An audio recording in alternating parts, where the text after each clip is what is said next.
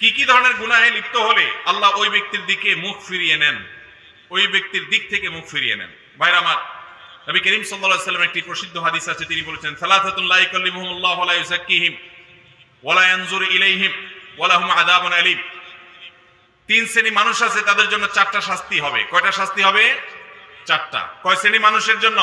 তিন শ্রেণী মানুষের জন্য। নাম্বার 1, শাইখুন জানিন, যে ব্যক্তি বয়স্ক হয়েও ব্যভিচারে লিপ্ত হয়েছে, এই ব্যক্তির সাথে আল্লাহ কিয়ামতের দিন কথা বলবেন না, আল্লাহ তাকে পবিত্র করবেন না, তার দিকে চেয়ে তাকাবেন না, এবং তাকে কঠোর শাস্তি দিবেন যে সে প্রাপ্তবয়স্ক, বিবাহিত, বৃদ্ধ, এরপরও সে জেনায় কেন লিপ্ত হলো।